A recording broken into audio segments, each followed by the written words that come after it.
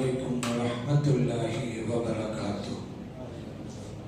الحمد لله رب العالمين والصلاة والسلام على سيدنا محمد وعلى آله وصحبه أجمعين وما توفيقي إلا بالله لا حول ولا قوة إلا بالله العلي العظيم. سبحانك لا علم لنا إلا ما علمتنا إنك أنت العليم الحكيم. கண்ணியத்துக்குரிய பெரியோர்களே, அன்பார்ந்த சகோதரர்களே, நேற்றைய தினம் நாடாளுமன்றத்தில் வக்ஃப் வாரிய சட்ட திருத்த மசோதா தாக்கல் செய்யப்பட்டது. ஆனால் எதிர்கட்சிகளுடைய கடுமையான எதிர்ப்பால் அது இப்போது கூட்டுக்குழுவிற்கு அனுப்பி வைக்கப்பட்டிருக்கிறது. வக்ஃப் வாரியம், அதில் ஏன் இவர்கள் மூக்கை நுழைக்கிறார்கள்? ஒவ்வொன்றிலும் ஒரு காரணம் இருக்கும். இவர்கள் இதில் மூக்கை நுழைக்கிறார்கள் என்று அதற்கும் காரணம் இருக்கிறது. வக்ஃப் என்றால் என்ன? அதை நாம் தெரிந்து கொள்வோம். வக்ஃப் என்கின்ற சொல்லுக்கு என்ன பொருள்? நிறுத்தி வைத்தல் என்பது பொருளாகும்.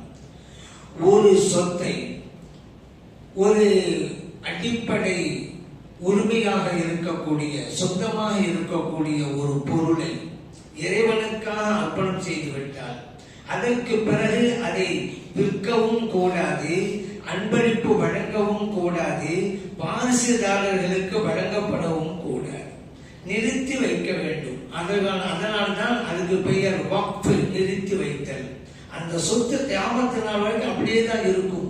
அதனுடைய பலன்தான் மக்களை போய் அடைந்து கொண்டே இருக்குமே தவிர அந்த சொத்து அப்படியே இருக்கும். வக்ஃப், நிறுத்தி வைத்தல், விற்கப்படாமலும் அன்பளிப்பு வழங்கப்படாமலும் எந்த வாரிசுதாரர்களும் அதை எடுக்காமலும் அது நிறுத்தி வைக்கப்படும் கியாமத்தினால் வரைக்கும், அல்லது அந்த பொருள் எவ்வளவு காலம் இருக்கிறதோ அது வரைக்கும். அதுதான் வக்ஃப் என்பது. இந்த வக்ஃப் என்பது கண்மணி நாயகம் ஸல்லல்லாஹு அலைஹி வஸல்லம் அவருடைய காலத்திலே உருவாகிவிட்டது. ஆனால் வக்ஃப் என்கின்ற சொல் இல்லை. ஆனால் வக்ஃபின் மூலம் இப்போது நாம் எதை நடைமுறைப்படுத்துகிறோமோ அந்த நடைமுறை கண்மணி நாயகம் ஸல்லல்லாஹு அலைஹி வஸல்லம் அவர்கள் உருவாக்கிய ஒன்றுதான். அவர்கள் காலத்தில் இருந்தது, ஹனீஃபாக்கள் காலத்திலும் இருந்தது. இந்த வக்ஃப் அப்படிங்கிறோம்ல, இதற்கு அடிப்படையாக 3 இருக்கிறது. அது என்னவென்றால், நாம் ஒரு பொருளை வக்ஃப் செய்கிறோம். எல்லா பொருளையும் வக்ஃப் செய்ய முடியாது. நிலையான ஒன்றை தான் அர்ப்பணம் செய்ய முடியும். இறைவனுக்காக நிலையாக இருக்க வேண்டும்.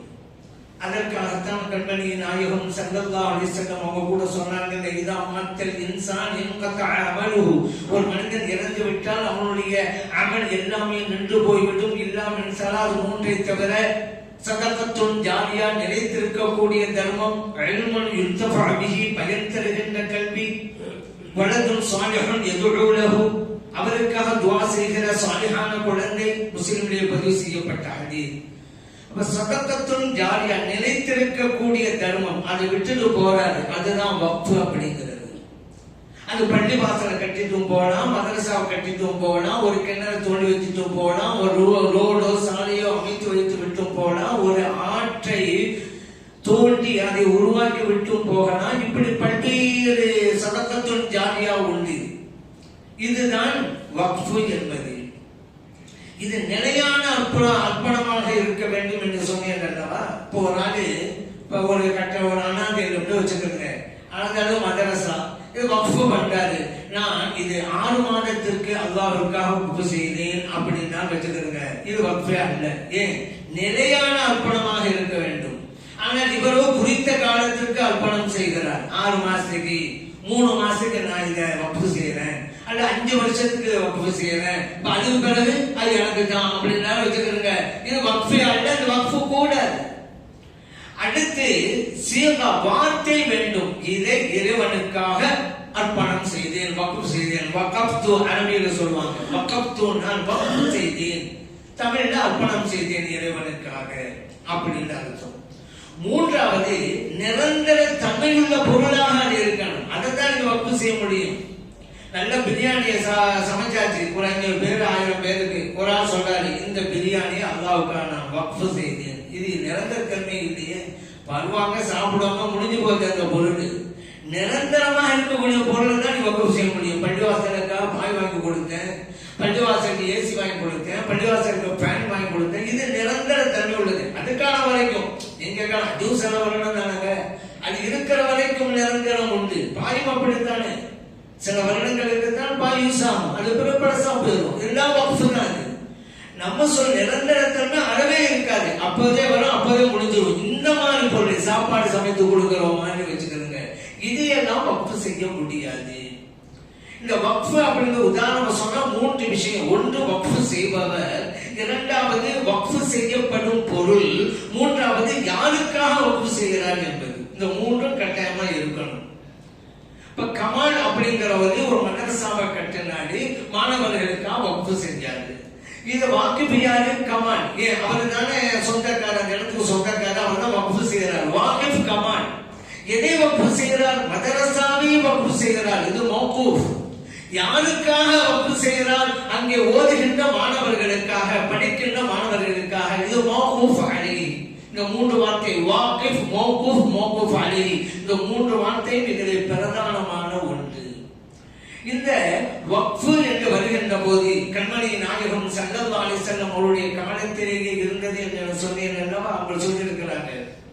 அதே போல சஹாபா பெருமக்கள் நபி ஸல்லல்லாஹு அலைஹி வஸல்லம் அவங்கள்ட்ட கேட்ட போதும் வக்ஃபு செய்ய வேண்டும். வக்ஃபுங்கிற வார்த்தை இல்லாவிட்டாலும் கூட அந்த நடைமுறையை இப்போது நாம் செய்து கொண்டிருக்கிற அதையே செய்ய சொன்னார்கள். உதாரணத்திற்கு கூறுவதாக இருந்தால் அபூ தொல்ஹா அல் அன்சாரி ரலியல்லாஹு அன்ஹு கண்மணி நாயகம் ஸல்லல்லாஹு அலைஹி வஸல்லம் அவங்கள்ட்ட வர்றாங்க. யா ரசூலல்லாஹ், நான் இந்த பைருஹா அப்படிங்கிற தோட்டத்தை மிகவும் விரும்புகிறேன். பைருஹா அப்படிங்கிறது இந்த மஸ்ஜித் நபவிக்கு முன்னால இருக்கும். எழுத்து அப்படின்னா முன்னால, இந்த பள்ளிவாசல் சொன்னா இதுக்கு முன்னால அந்த இடத்தை தான் சொல்லுவோம்.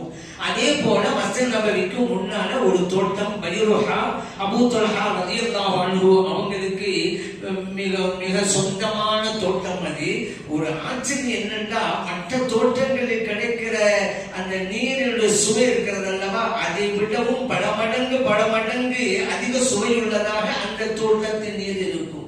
ஆகவே கண்மணி நாயகம் ஸல்லல்லாஹு அலைஹி வஸல்லம் அவர்கள் அந்த தோட்டத்திற்கு அடிக்கடி செல்வார்கள், அந்த தண்ணீரில் பருவார்கள். அப்படி ஒரு வழக்கம் இருந்தது. அல்லாஹ் ஒரு வசனத்தை இறக்கி வைத்தான். லன் தனாலுல் பிர்ர ஹத்தா துன்ஃபிகு மிம்மா துஹிப்பூன்.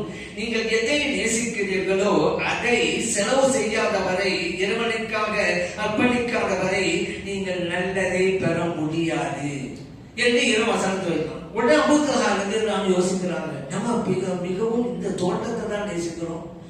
நீங்க நேசிக்கக்கூடியதை இறைவனுக்காக கொடுத்தால்தான் நீங்க நன்மை பெற முடியும். அல்ல வசனத்தை இருக்கிட்டானே, நாம் மிகவும் நேசிப்பது பைருஹா தோட்டம் தானே. கண்மணி நாயகம் ஸல்லல்லாஹு அலைஹி வஸல்லம் அவர்ட்ட வந்து யா ரசூலல்லாஹ், அல்லாஹ் வசனத்தை இப்படி இருக்கிட்டான், இந்த தோட்டத்தை தான் நான் மிகவும் நேசிக்கிறேன். ஆகவே இதை நான் உங்கள்கிட்ட கொடுத்துறேன், நீங்க எப்படி நினைக்கிறீங்களோ அப்படி நீங்கள் செலவு செஞ்சுக்கலாம் அப்படின்னாங்க. இப்ப நபி ஸல்லல்லாஹு அலைஹி வஸல்லம் சொன்னாங்க, அருமையான காரியத்தை செஞ்சீங்க, நல்ல நன்மையை தருகின்ற காரியத்தை நீங்க செஞ்சிருக்கிறீங்க. நீங்க பொதுவான மற்றவர்களுக்கு கொடுப்பதை விடவும் உங்களுடைய உறவினர்களுக்காக அந்த தோட்டத்தை கொடுத்து விடுங்கள். அந்த தோட்டத்தின் நன்மையை உங்க உறவினர்கள் அனுபவித்துக் கொள்ளட்டும் என்றார்கள். நபி ஸல்லல்லாஹு அலைஹி வஸல்லம் அவர்கள் தங்கள் உறவினர்களுக்காக வழங்கினார்கள். அபூ தொல்ஹா ரலியல்லாஹு அன்ஹு அவர்கள் புகாரிலே பதிவு செய்யப்பட்ட ஹதீஸ். பிறருக்காக கொடுப்பது. அதே போல உமர் ரலியல்லாஹு அன்ஹு அவர்கள் ஸல்லல்லாஹு அலைஹி வஸல்லம் வந்தாங்க. யா ரசூலல்லாஹ், ஹைபர்ங்கிற இடத்துல எனக்கு ஒரு நிலம் இருக்கிறது, அதை மிகவும் நான் நேசிக்கிற நிலம் அது, அதை நான் மற்றவர்களுக்காக கொடுக்க வேண்டும் நினைக்கிறேன், நீங்கள் எப்படி விரும்புகிறீர்களோ அப்படி சொல்லுங்களே என்றாங்க. கண்மணி நாயகம் ஸல்லல்லாஹு அலைஹி வஸல்லம் சொன்னாங்க, அந்த நிலத்தை நீங்கள் அப்படியே வைத்திருங்கள், அதை யாருக்கு விற்க வேணாம், யாருக்கு அன்பன் போன வேணாம், உங்க வாசித்தார்களும் அதுல சொந்தம் கொண்டாட வேணாம், அந்த நிலத்தை அப்படியே வைத்து விடுங்கள், அந்த நிலத்தின் பலன்களை மக்கள் அனுபவித்துக் கொள்ளட்டும் என்றார்கள். இது புகாரிலே பதிவு செய்யப்பட்ட அதுதான். இதுதான் நிலம் நிலமாக இருக்கும், அதனுடைய பலனையும் பயனையும் மக்கள் அனுபவித்துக் கொண்டிருப்பார்கள்.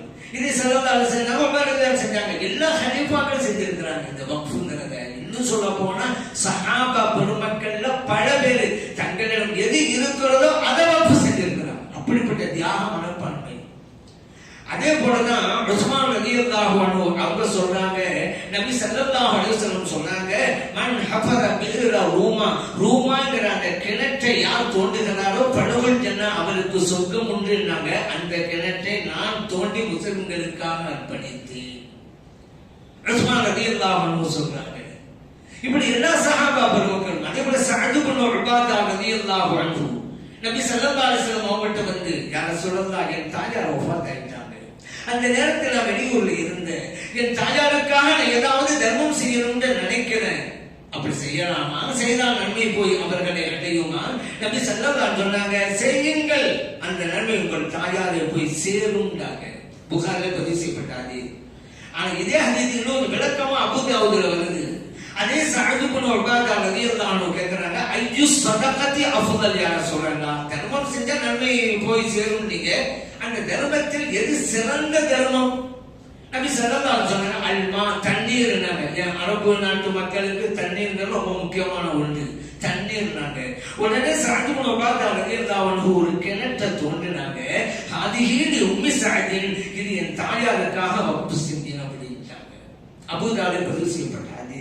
அப்ப அவங்க கிணத்தை தோண்டிட்டாங்க, தாயாருக்காக, அல்லாஹ்வுக்காக செய்தது. அந்த நன்மை தாயாருக்கு, ஷார்ட் ஃபார்மாக தாயாருக்காக. தாயாருக்கான உதவியா கொடுத்தேன், மகனுக்கு அக்கீகா கொடுத்தேன்னு சொல்ற மாதிரி தாயாருக்கா இதை கொடுத்தேன் அப்படிங்கிறாங்க. வக்ஃப் அல்லாஹ்வுக்கு தான், அதன் பலன் தாயாருக்கு. அதே ஹாலில் உம்மி சஅதின் அப்படிங்கிறாங்க. அப்ப அவங்க தாயார் வஃபாத் ஆயிட்டாலும் கூட இதனுடைய நன்மை அவர்களை போய் சேர்ந்து கொண்டே இருக்கும். அதுதான் வக்ஃபுடைய நோக்கமே. சஹாபா பெருமக்கள் செய்திருக்கிறார்கள் என்பதை இதன் மூலம் நாம் அறிந்து கொள்கிறோம். அதே போலதான் ஒவ்வொன்றுமே அந்த வக்ஃபுடைய நிலத்தை, வக்ஃபுடைய சொத்தை, வக்ஃபுடைய ப்ராப்பர்ட்டியை யார் நிர்வகிக்கிறார்களோ அவர்கள் நீதமுள்ளவர்களாக இருக்க வேண்டும், முஸ்லிம்களாக இருக்க வேண்டும். ஏன் இது முஸ்லிம்களுடைய சொத்து, ஆக முஸ்லிம்களாகத்தான் இருக்கணும், நீதமுள்ளவர்களாக இருக்கணும், பேணுதலுள்ளவர்களாக இருக்கணும். இத அல்லாஹ் தஆலா குர்ஆன்ல யூசுப் அலைஹிஸ்ஸலாம் விஷயம் நம்ம சொல்லி தரலாம். யூசுப் அலைஹிஸ்ஸலாம் அப்போ இருந்த மன்னர்கிட்ட கேட்டு வாங்கினாங்க ஒரு பதவியை, பொறுப்பை. கால ஜஅல்னி அலா ஹஸாயினில் அர்தி இன்னி ஹஃபீதுன் அலீம், எனக்கு இந்த பொருளாதார துறையை கொடுங்க, நான் அந்த துறையை அறிந்தவனாகவும் இருக்கிறேன், அந்த செல்வத்தை பாதுகாப்பவனாகவும் இருக்கிறேன் அப்படின்னாங்க. அதனாலதான் கேட்டு வாங்கினாங்க. பொதுவாகவே பதவியை கேட்டு வாங்காம இருக்கிறது தான் நல்லது. நபி ஸல்லல்லாஹு அலைஹி வஸல்லம் சொல்றாங்க, பதவி நீங்களே கேட்காதீங்க, அது உங்களுக்கு சுமத்தப்படும். உங்களை நாடு வந்தா நீங்க விரும்பல, ஆனா உங்களை தேடி வருகிறது பதவி, அப்ப வாங்கி கொள்ளுங்க, அண்ணா உங்களுக்கு உதவி செய்ய மாட்டாங்க. ஆனா அதே நேரத்துல பதவி என்பது தாழ்ந்தவர்களுக்கு போய் சேர்ந்து விடும், அதெல்லாம் மக்களுக்கு மிகப்பெரிய பாதிப்பு ஏற்படும். அப்படி தெரிஞ்சா அங்க போகக்கூடாதுங்கிறதுனால நல்லவராக இருக்கக்கூடியவர், வல்லவராக இருக்கக்கூடியவர் அதை கேட்டு வாங்கி அதன் மூலம் மக்களுக்கு புறநிறுத்த கொடுக்கலாம். அதனாலதான் யூசுப் அலைஹிஸ்ஸலாம் அவர்கள் கேட்டு வாங்குறாங்க. இதுல கேட்கும் போது 2 பாயிண்ட் சொல்றாங்க பாத்தீங்களா. இன்னி ஹஃபீதுன் அலீம், நான் பொருளை, செல்வத்தை பாதுகாப்பேன், அது மட்டுமல்ல அந்த பொருளாதார அறிவு ஞானத்தையும் பெற்றிருக்கிறேன். அப்ப இன்னைக்கு எல்லாம் மந்திரிகளா இருக்கிறாங்க, எப்படி இருக்கிறாங்க? ஒரு துறை எல்லாம் அந்த துறை சம்பந்தமானவங்களா, நாலேஜ் உள்ளவங்களா தான் இருக்கிறாங்களா? கிடையாது. சில பேர் அப்படி இருக்கிறாங்க, சில பேர் சம்பந்தம் இல்லை. மீனவர் துறையும் கடற்கரை பக்கம் போயிருக்க மாட்டாரு, அவரும் மீனவத்துறை கொடுத்துருவாங்க. விவசாயத்துல ஒரு ஆளுக்கு கொடுப்பாங்க, விவசாய பக்கம் போயிருக்கவே மாட்டாரு. ஆனா இப்போதான் என்ன தெரியுமா, அமைச்சராக கூடிய தகுதி, அதிகாரிகள் சொல்லுவதை இவர் புரிந்து கொண்டா போதுமானது. அந்த ஞானம் பற்றி இருக்கின்ற அவசியம் இல்லை. அதிகாரி சொல்லுவாங்க இப்படி இப்படி இப்படி செய்யணும், அது புரிகிற தன்மை இருந்தால் ஓகே, அவர் அமைச்சர். அப்படிதான் வந்துகிட்டு இருக்கு. ஆனா இங்க யூசுப் அலைஹிஸ்ஸலாம் சொல்றாங்க, அந்த பொருளாதார துறையின் ஞானம் என்னிடம் இருக்கிறதுங்கிறாங்க. பொதுவாக அந்த துறைக்கு வந்து அந்த துறையின் ஞானம் இருக்க வேண்டும். இன்னொன்னு நான் பாதுகாப்பேங்கிறாங்க. இப்பதான் இந்த வக்ஃபுன்னு சொல்றாங்க, சில பேர் கையில போய் இருக்குதுல, இவங்க எல்லாம் பாதுகாக்கிறாங்களா? இங்கதான் கேள்விக்குறியா இருக்குது. நிறைய பேர் பண முதலைகளுடைய கையில வக்ஃப் வாரியம் சிக்கி திக்குமுக்காடி கொண்டிருக்கிறது.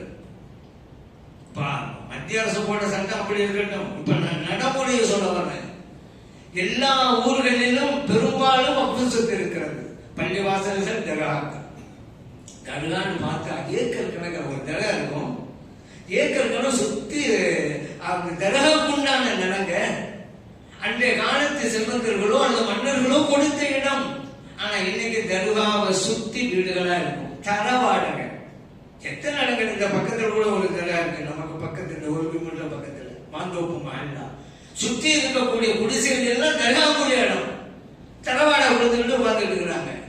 சைதாப்பேட்டை நவா பள்ளிவாசல் அது சுத்தி ஏக்கர் கணக்கான இடம் எல்லாம் வீடு கட்டிக்கிட்டு தரவாடகை எல்லாம் பெரும் பெரும் பில்டிங்கா கட்டிக்கிட்டு உட்கார்ந்துட்டு இருக்கிறாங்க. அந்த தரவாடகை கூட ஒழுங்கா கொடுக்குறாங்களா பள்ளிவாசலுக்கு? அடிமாட்டு வேலைன்னு சொல்லுவாங்கல்ல, அந்த மாதிரி இப்பதான் கொஞ்சம் கூட்டி இருக்கலாம்னு கேள்விப்பட்டேன். எல்லாம் 2 ரூபா 3 ரூபா 10 ரூபாய். என்னங்க இது? அல்லாவுடைய இடத்தை அனுபவிச்சுக்கிட்டு மற்ற இடங்கள்ல இருந்தா நம்ம எவ்வளவு கொடுப்போம், அந்த மாதிரி இங்கேயும் கொடுப்போமே. அல்லாவுடைய இடத்துக்கு தானே கொடுக்கணும். சரி, அதிகமா கொடுக்கணும் சொல்ல போனா, அப்படி இல்லாவிட்டாலும் மற்ற இடங்கள் நடக்கிற மாதிரியா கொடுக்கலாம்னு நினைக்க வேணாம்.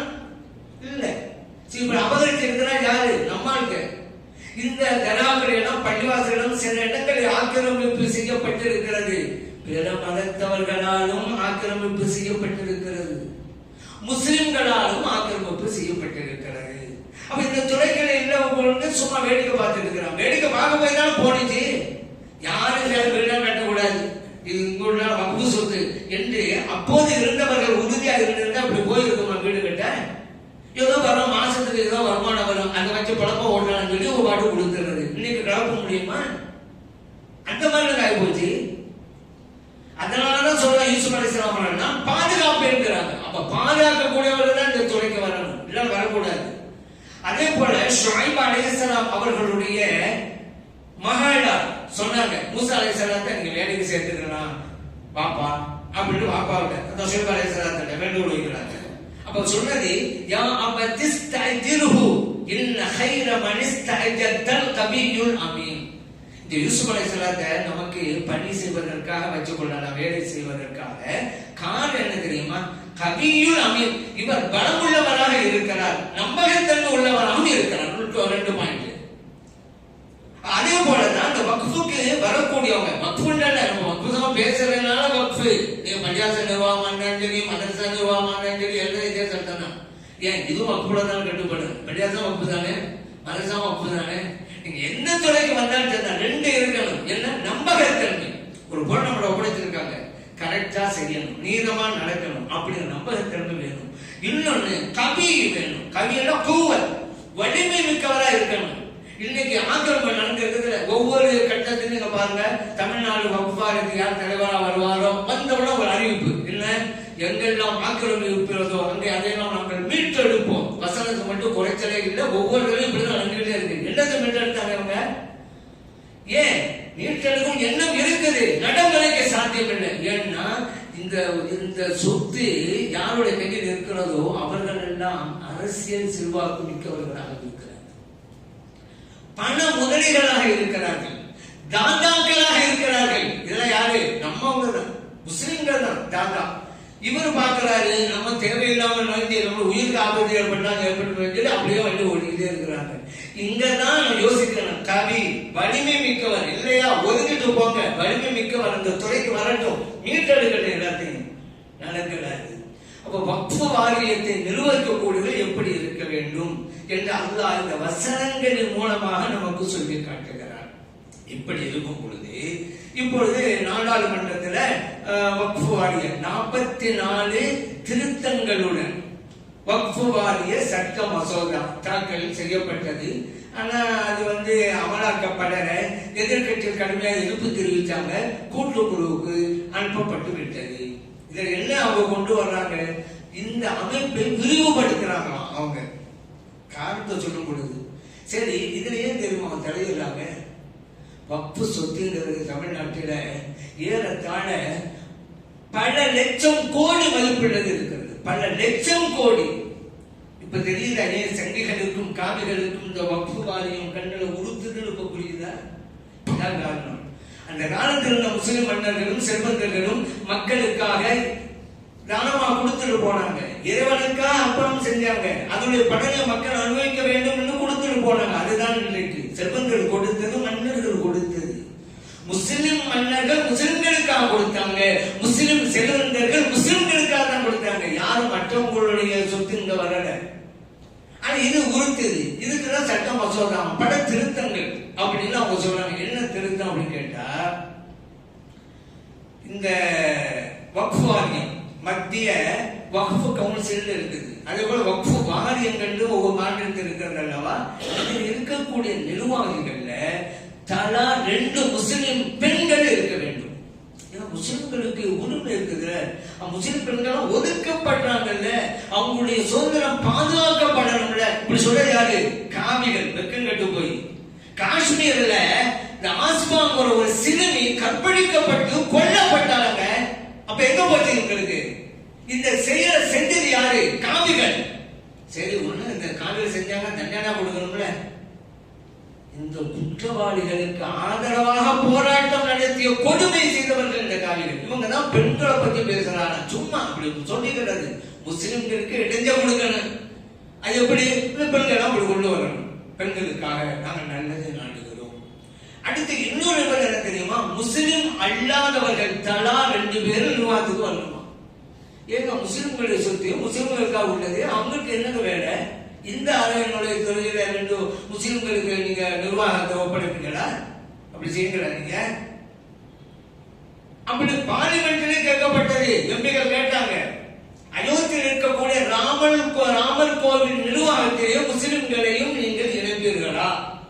கேட்டாங்கல்ல. செய்ய மாட்டாங்கல்ல. கோவில் வேற, இது வேற, என்ன வேற? எல்லாம் ஒண்ணுதானே. அது உங்களுடையது, எங்களுடையது. அங்க மாட்டீங்க, இங்க முடியுமா? இப்ப இடைஞ்சு கொடுக்கணும் ஏதாவது. அதே போல இன்னொரு சட்டம் என்னன்னா, சட்ட திருத்தம். ஒரு சொத்து இது வக்ஃபா வக்ஃப் இல்லையா அப்படிங்கிற பிரச்சனை வந்தா அது மாவட்ட கலெக்டரும் தான் ஒப்படைக்க வேண்டும். அவருக்கு தான் இந்த அதிகாரம். அவர் தான் முடிவு செய்வாராம் இது வக்ஃபா வக்ஃப் இல்லையான்னு. அந்த சட்டத்தை கொண்டு வந்திருக்கிறார். இது கொடுமையா இல்லையா? இப்படி எத்தனையோ மாற்றங்கள். அது மட்டும் இல்ல, இந்த வக்ஃபிலிருந்து வருகின்ற வருமானத்தை மத்திய அரசின் பரிந்துரைப்படிதான் பயன்படுத்த வேண்டும். அப்ப அவங்க சொல்லுவோம், மத்திய அரசு சொல்லும் இப்படி செய்யுங்க இப்படி செய்யுங்க, அதான் செய்யணுமா? தியாகம் போடுவாங்க. தேவையில்லாத தடைகள் தானே. இப்படி செஞ்சா மக்களுக்கு மத்தியில் பிளவுபடுத்துறது தானே. அவங்களுக்கு இப்படி சட்டம் கொண்டு போகும்போது அரசியல் லாபத்துக்காக செஞ்சு வர்றாங்க. குடிமக்கள் பாதிக்கப்படுறாங்க நினைக்கிறேன். இவங்க எல்லாம் ஆட்சி அதிகாரத்தில் இருக்கிற தகுதி இருக்குதா? நம்முடைய சுயநலத்திற்காக மக்களுக்கு குடிமக்களுக்கு இளைஞர் கொடுக்கணும்னு நினைச்சாங்களா? ராஜ்ய தர்மம் எங்க போச்சு? காத்துல பறந்து போச்சா? இப்படி ஒரு சட்டம் கொண்டு வராங்க சுயநலத்திற்காக. அதே போல இது அரசியல் சாசனத்தை மீறுது. பொதுவா அரசியல் சாசனம் என்ன இருக்குது? ஒவ்வொரு மனிதருக்கும் அவரவர் சார்ந்த மதத்தில் இருப்பதற்கும் அதற்காக நடப்பதற்கும் உரிமை இருக்குன்றதுல நீ இப்படி தட்டி படிச்சீங்களாக்கா முஸ்லிம்களோட உரிமை பறிக்கப்படுதா இல்லையா? அதனாலதான் மற்றவர்கள் எல்லாம் எதிர்ப்பு தெரிவிச்சாங்க. கூட்டுக்குழு போயிருக்குது, எப்படி இருக்குன்னு பிறகு பார்க்கலாம். நான் கேட்கிறேன், இந்த மத்திய அரசுக்கு ஒன்றிய அரசுக்கு கொஞ்சம் கூட சிந்தனை இல்லையா? இந்த நாட்டு மக்கள் பல்வேறு பிரச்சனைகளை தவிச்சுட்டு இருக்கிறாங்களே, அதுல இருந்து அவங்களை விடுவிக்கிறது எப்படி? இந்த நாட்டு மக்கள் பல்வேறு விஷயங்கள்ல பின்னணியில் இருக்கிறாங்களே, அவங்களை தூக்கி விடுறது எப்படி? இது யோசிக்க மாட்டீங்களா? படுக்க போகும்போது சரி முஸ்லிம்களுக்கு என்ன எடுத்து கொடுத்தோம், தூங்க குளிச்சதும் பாரு முஸ்லிம் இப்படியே தானே செஞ்சன. அப்படியெல்லாம் இருந்தனாலதானே தண்டனை கிடைக்கும். மைனாரிட்டி அரசாங்கம் இருந்துட்டு இருக்கிறீங்க. மக்கள் தண்டனை கொடுத்தும் திருந்தவில்லையே, பட்டும் கூட படிப்பினை பெறலையே. அதான் நடந்துகிட்டு இருக்குப்பா. ஏன் இப்படி செய்யுறீங்க? இந்த நாட்டுல இப்போ ஒலிம்பிக் போட்டு நடக்குது. ஒரு தங்க பதக்கம் வாங்கல. 120 கோடி 130 கோடி. என்ன வெக்கமா இல்ல? சின்னஞ்சிற நாடு பதக்கங்களை குவித்துக்கிட்டு இருக்குங்க. அப்ப இப்ப யோசிக்க வேணாம். சின்னஞ்சிற நாடுகள்லாம் பதக்கங்களை நிறைய வாங்கிட்டு இருக்கிறாங்க. இவ்வளவு பெரிய நாட்டை வாங்க என்ன செய்யலாம்? இந்த விளையாட்டு வீரர்கள் எப்படி ஊக்குவிக்கலாம், முன்னே கொண்டு வரலாம், அதை யோசிக்கிற நேரத்துல முஸ்லிம்களுக்கு என்ன வசதி கொடுக்கலாம், என்ன இளைஞர்கள் கொடுக்கலாம், நாட்டில் எப்படி பிரச்சனை உண்டாக்கலாம், அது கூட ஒரு மாநிலத்தில் நடக்கக்கூடிய தேர்தலில் எப்படி வெற்றி பெறலாம். அதான் காரணம். மகாராஷ்டிராவில் ஒரு நாட்டு வரப்போகுது தேர்தல், அதுக்குதான் இதெல்லாம். இப்படிப்பட்டவர்கள் எல்லாம் நமது நாட்டை ஆளுகின்ற ஒரு சூழ்நிலை ஏற்பட்டுக்கும் போது உண்மையிலேயே நம்ம பரிதாபப்படுகிறோம். ஆக வக்ஃபு என்பது இறைவனுடைய சொத்து. யாரும் அதை அபகரிக்க முடியாது. முஸ்லிம் அல்லாத யாரும் அதற்கு நிர்வாகம் வர முடியாது. காரணம் நம்முடையது, நம்முடையதற்கு நாமே நிர்வாகம். அல்லாஹ் தஆலா நல்ல நிலையை ஏற்படுத்தி கொடுத்தல்வானாக. ஆமீன். அல்ஹம்துலில்லாஹி ரப்பில் ஆலமீன்.